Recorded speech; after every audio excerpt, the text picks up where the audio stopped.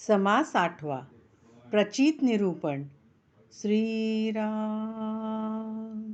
ऐका प्रचितीची लक्षणे, प्रचित पाहेल ते शहाणे. येर वेडे दैन्यवाणे, प्रचिती वीण. आता प्रचितीची लक्षणे ऐका.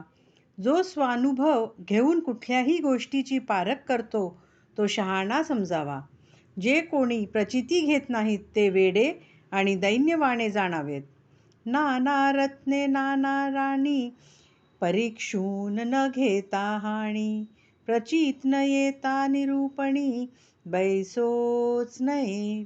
नाना रखे अथवा नाना नाणी त्यांची परीक्षा न करता जर घेतली तर नुकसान ठरलेलेच.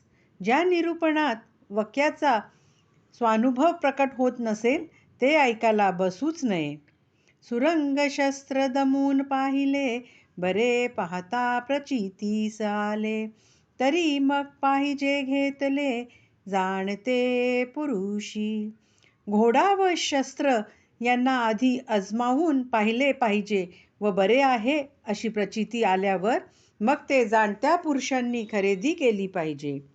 बीज उगवलेसे पाहावे, तरी मग द्रव्य घालून घ्यावे. प्रचित आलिया ऐकावे, निरूपण. बीज उगवेल हे आधी पाहावे व मग द्रव्य देऊन ते खरेदी करावे. वक्ता जे निरूपण करतो त्याची प्रचिती आली तरच ते निरूपण ऐकावे. देही आरोग्यात झाली, ऐसी जना प्रचित आली. तरी मग अगत्य घेतली, पाहिजे मात्रा.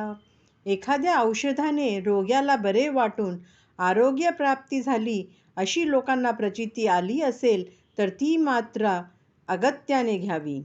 प्रचिती विण औषध घेणे, तरी मग घडची बिघडणे. अनुमाने जे कार्य करणे, तेची मूर्खपण. एखाद्या औषधाचा कोणाला अनुभव नसता ते घेणे म्हणजे चांगली प्रकृती बिघडवून घेणे जाणावे. कुठलेही कार्य केवळ अनुमानाने करणे म्हणजे मूर्खपणाच होय. प्रचितीस नाही आले आणि सुवर्ण करविले, तरी मग जाणावे ठकिले, देखत देखता. काही लोक किमयेने तांब्याचे किंवा लोखंडाचे सोने करून देतो असे म्हणतात, पण त्यांच्या म्हणण्याची प्रचिती न घेता त्यांच्यावर विश्वास ठेवून त्यास सोने करायला सांगणे म्हणजे बघता बघता फसविले जाणे होय. शोधून पाहिल्या विण, काहीतरी एक कारण. होणार नाही निर्वाण, प्राणास घडे. पारखल्याशिवाय केलेली कोणतीही गोष्ट कारणी लागत नाही, मात्र प्राणावर बेतण्याची शक्यता असते. म्हणून अनुमानाचे कार्य भल्यानी कदापि करू नये. उपाय पाहता अपाये, नेमच घडे. म्हणून चांगल्या माणसाने अनुमानाने कुठलेही कार्य करू नये. अनुभव न घेता कार्य केल्याने उपायाच्या ऐवजी अपायच निश्चितपणे घडतो. पाण्यातील म्हैसीची साटी, करणे हे बुद्धीच खोटी. शोधिल्या विण हिंपुटी, होणे घडे. पाण्यात बसलेली म्हैस तिची नीट पारख न करता खरेदी करणे म्हणजे मूर्खपणाच होय. नीट तपास न करता खरेदी केल्याने शेवटी कष्टी व्हावे लागेल. विश्वासेत घर घेतले, ऐसे किती नाही ऐकले. मैंदे मैंदावे केले, परी ते शोधिले पाहिजे. केवळ दुसऱ्याच्या विश्वासावर घर घेतले असे कोणी कधी ऐकले आहे काय? कपटी माणसाने कपट केले तर ते आधी जाणून घेतले पाहिजे. शोधिल्या विण अन्न वस्त्र घेणे, तेने प्राणास मुकणे. लटिकाच्या विश्वास धरणे, हेची मूर्खपण. नीट चौकशी न करता अन्न वस्त्र घेतल्याने प्राणास मुकण्याची पाळी येते. खोट्या माणसाचा विश्वास धरणे म्हणजे मूर्खपणाच होय. संगती चोराची धरता, घात होईल तत्वता.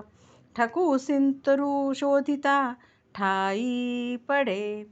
चोरांची संगती धरली तर निश्चितच घात होतो. नीट शोध घेतला तर कोण लबाड हे कळून येईल. गैरसाळ तामगिरी कोणी नवी मुद्रा करी, नाना कपट परोपरी शोधून पहावे. खोटी नाणी करणारे, तांब्याने सोने करणारे, तसेच खरे पण अधिकारशिवायची नाणी करणारे, या प्रकारे फसवणूक करणारे शोधून काढले पाहिजेत. दिवाळखा रोज मांड पाहता वैभव दिसे उदंड, परी ते अवघे थोतांड भंड पुढे. दिवाळखोराचा पसारा पाहिला की तेथे उदंड वैभव दृष्टीस पडते, पण वास्तविक ते सर्व थोतांड असते, पुढे फजिती ठरलेलीच असते. तैसे प्रचितीविन ज्ञान तेथे नाही समाधान, करून बहुतांचा अनुमान अनहित झाले. त्याप्रमाणे स्वानुभव नसता ज्ञान सांगणे म्हणजे थोतांड समजावे. त्या व्यक्तीकडून खरे समाधान मिळत नाही, पण स्वतःच अनुभव नसता अनुमानाने ज्ञान सांगून तो अनेक जणांचे अनहित मात्र करतो.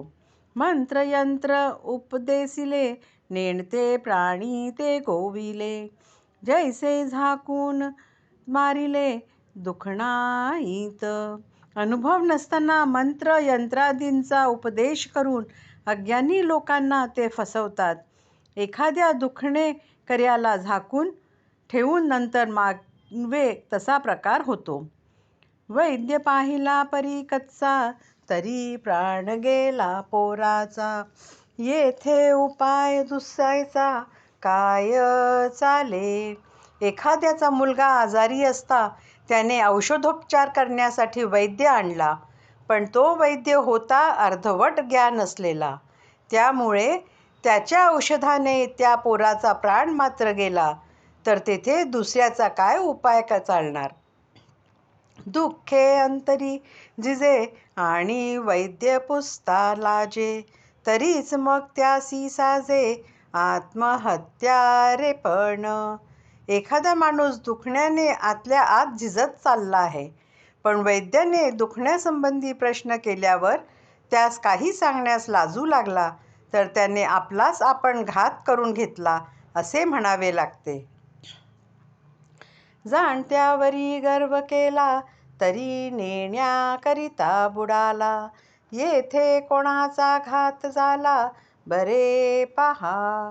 जाणत्या माणसाचा गर्वाने अनादर करून नेणत्याची संगत धरल्यामुळे एखादा माणूस बुडतो. यात कुणाचा घात झाला सांगा बरे. पापाची खंडना झाली जन्मयातना चुकली, ऐसी स्वये प्रचित आली म्हणजे बरे.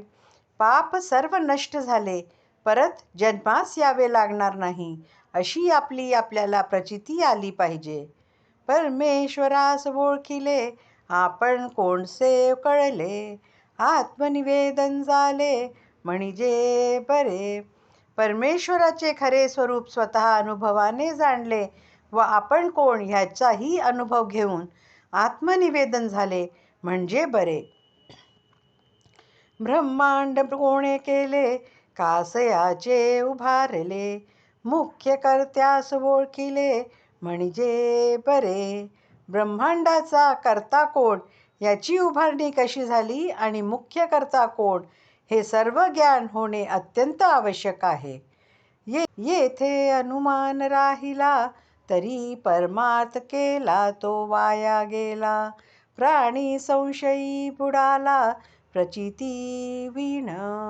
ह्या सर्व गोष्टींविषयी जर मनात संदेह असेल तर मग जो परमार्थ केला असेल तो वाया गेला असे जाणावे, कारण प्रचिती नसेल तर तो माणूस संशयात बुडून जातो.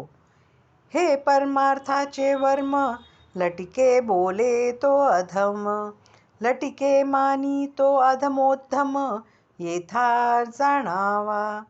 येथे थोडक्यात परमार्थाचे वर्म सांगितले आहे.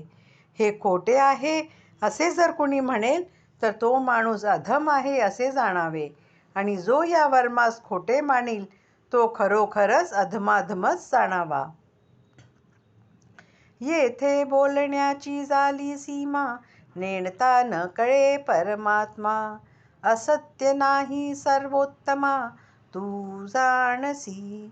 आता यापुढे बोलण्यासारखे उरलेच नाही. अज्ञान जोपर्यंत शिल्लक असते तोपर्यंत परमात्म स्वरूपचे ज्ञान होऊ शकत नाही. हे सर्वोत्तमा, मी जे सांगतो ते असत्य नाही हे तू जाणतोस.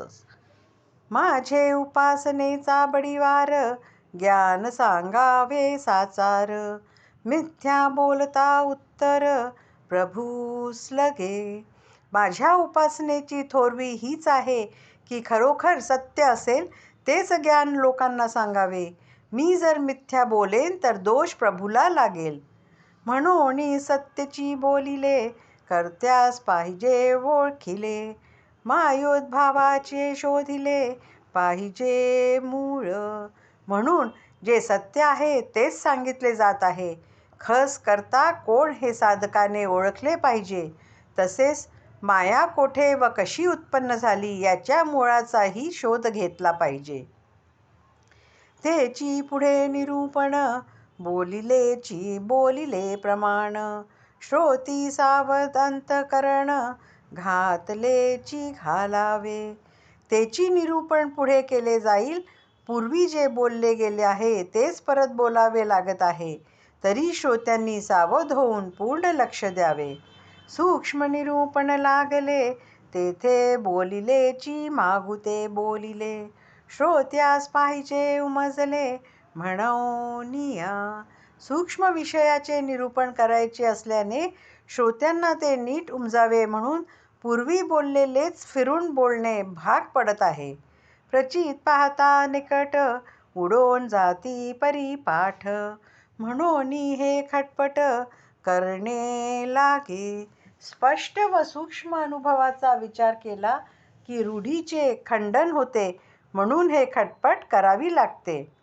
परिपाठेची जरी बोलिले तरी प्रचित समाधान बुडाले. प्रचित समाधान राखिले तरी परिपीठ उडे. जनरूढीप्रमाणे बोलावे तर स्वानुभवामुळे प्राप्त होणारे समाधान मिळत नाही. बरे, प्रचितीचे समाधान मिळावे म्हणून प्रयत्न केला की जनरूढीशी विरोध भासतो. ऐसी सांकडी दोहीकडे म्हणून बोलिलेची बोलणे घडे. दोन्ही राखोनिया कोडे उकलून दाऊ. अशा प्रकारे दोन्ही बाजूंकडून अडचण उपस्थित होते. म्हणूनच बोललेच परत बोलावे लागत आहे. आता दोन्हीचे रक्षण करून हे कोडे उकलून दाखवूया. परिपाठ आणि प्रचित प्रमाण दोन्ही राखोन निरूपण. श्रोते परम विचक्षण विवरोध पुढे. जनरूढी आणि अनुभव या दोन्हीचे प्रामाण्य राखून निरूपण केले जाईल. विचारवंत श्रोत्यांनी त्याचे पुन्हा पुन्हा मनन करावे. इति श्रीदासबोधे गुरु शिष्य संवादे प्रचित निरूपण नाम समास 8वा. इति श्री दासबोधे गुरु शिष्य संवादे प्रचित निरूपण नाम समास 8वा समाप्त.